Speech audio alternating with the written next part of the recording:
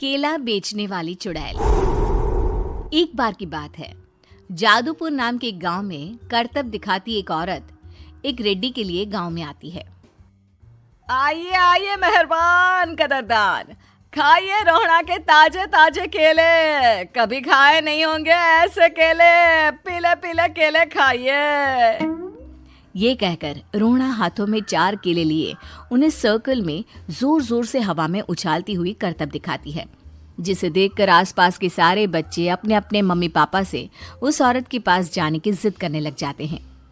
पापा, ऐसा तो सर्कस में बॉल से होता है ना, ये आंटी तो केले से कर रही है। चलिए ना पापा, देखते हैं। रोहड़ा एक पतली सी तार पर चलती हुई केलों से करतब दिखाती है। आते जाते सभी लोग बाहर रुककर उसके करतब देखते हैं और वाह वाही करते नहीं थकते। जैसे ही एक आदमी पास आकर उसे पैसे देने लग जाता है, तब वो कहती है, अरे नहीं नहीं साहब, मैं करतब तो बच्चों के मन को बहलाने के लिए करती हूँ। धंधा तो मेरा केले का है। पीछे देखो मेरी रिड्डी, जो भी मेरे केले खाएगा मेरी तरह चुस्त दुरुस्त और तंदुरुस्त हो जाएगा। पता चलता है क्या कि मेरी उम्र 55 की है। अरे पर ऐसे ठंड के मौसम में कोई केला क्यों खाएगा? ये ऐसे वैसे केले नहीं है साहब, ये शरीर में गर्मी देते हैं। ठंड को दूर भगाए जो भी रोहिणा के केले खाए। पापा, अगर मुझे केले नहीं मिले तो मैं घर नहीं जाऊंगी। तभी उसके पापा कहते हैं कि बेटा, केले ठंड में कभी गर्मी नहीं देते। ये सब कहने की बातें हैं, सामान बेचने का तरीका है इनका। पर पिंकी नहीं मानती। मैं केले खाऊंगी। पिंकी की जिद के आगे नत्थू हार जाता है और उसे केले खरीद कर दे देता है। पिंकी खुश होकर केले घर ले आकर खाती है।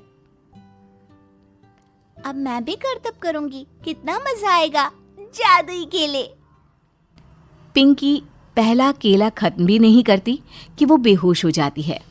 दूसरे केले से एक काला धुआं आता है और रोहड़ा चुड़ैल बनकर बाहर निकल आती है। मेरे भूतिया केले बच्चे न खाए, ऐसा हो ही नहीं सकता। जादूपुर वालों, कब तक बचोगे? आ गई हूं मैं रोहड़ा, जिसका कोई नहीं कर सकता सामना। रोहड़ा पिंकी को गोद में उठाकर काले धुएं में कहीं गायब हो जाती है।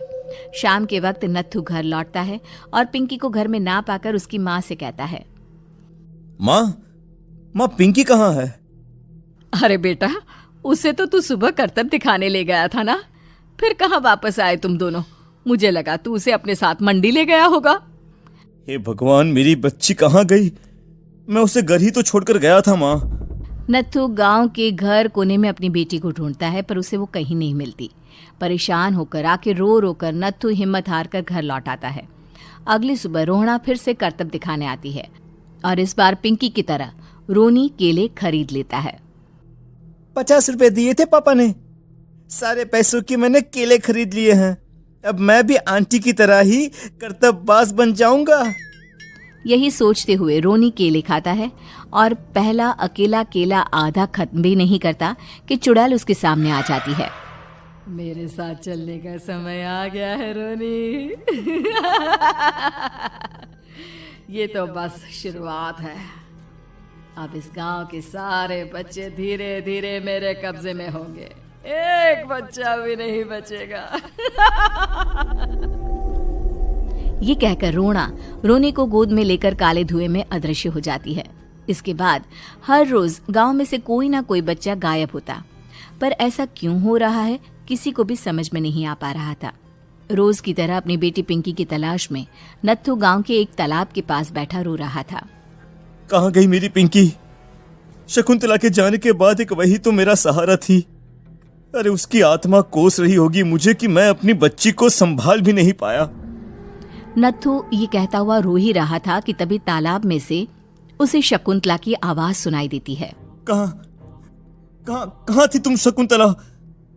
हमारी बच्ची और सारे गायब हुए बच्चे रोहड़ा के कब्जे में हैं। वो बच्चों को जो केले देती है उससे बच्चे बेहोश हो जाते हैं और उसके कब्जे में आ जाते हैं और वो उन्हें ले जाकर काली दुनिया में ले जाती है। पर वो ऐसा क्यों कर रही है? ये मैं नहीं जानती, पर उस दुनिया का रास्ता मैं आपको बता सकती हूँ। जहां ये नदी खत्म होती है वहां एक केले का पेड़ है, उसके नीचे एक दरवाजा है, वहीं से रास्ता जाता है उस दुनिया का। ये कहकर शकुंतला की आत्मा गायब हो जाती है। गांव के सभी लोग झुंड बनाकर उसी रास्ते से काली दुनिया में चले जाते हैं और वहां देखते हैं कि सारे बच्चे वहां काम कर रहे थे। पापा मुझे ले चलो यहाँ से।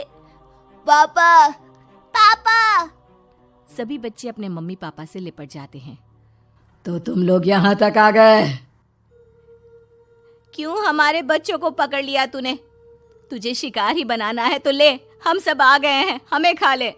नहीं, मुझे बच्चे चाहिए। मेरे बच्चे के बदले तुम लोगों के बच्चे। क्या मतलब?